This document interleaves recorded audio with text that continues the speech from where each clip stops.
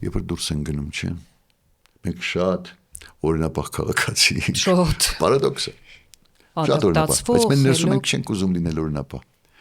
Աշխարհում լիքը լավ բան կա, ինչու չենք վերցնում այդ լավ բան ասենք։ Փառք Աստծո, ճանապարհները բաց են, գնում ենք, նայում ենք, լավ բաները բերում ենք, ինչու չենք տեղայնացնում մեզ համար։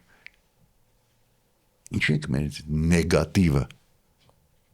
լցնում մեր հողի մեջ, ինչու։ Ազատ ենք այստեղ ավելի,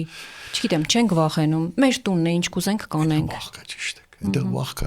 կա, որտեղ մի քանի եվրո կտու գանեն, իսկ այդ մի քանի եվրոն ինքը շատ դժվարությամբ աշխատելու են պետք է այնտեղ։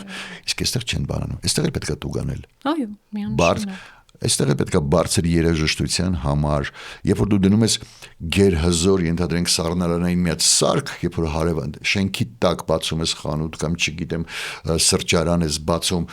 դու քո առևտուրը անում գնում ես, իսկ հարևաններիդ պիտի քնեն, ու դու չես մտածում որ գիշերը այդ քարլռության մեջ այդ քո սառնանի ձայնը, որ դու միացրել ես, ինչ դիսկոմֆորտ կարող է պատճառել քո հարևանին։ Ինքը գիտակցի հենց գան տուգանեն Արթուր։ Անմիջապես կհասկանա։ Տուգանողը չկա։ Իսկ մենք միայն անուն ենք անում որպես բողոքող հարևան։ Հա,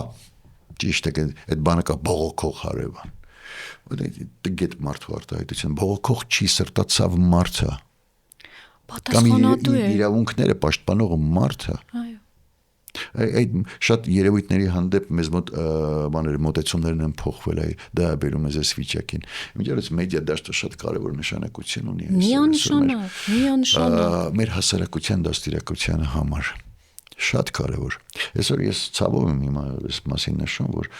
մեր հերոստալիքներից վերացել է հոգևորի մասին հաղորդումները, մշակույթի, իսկ իրական մշակույթի մասին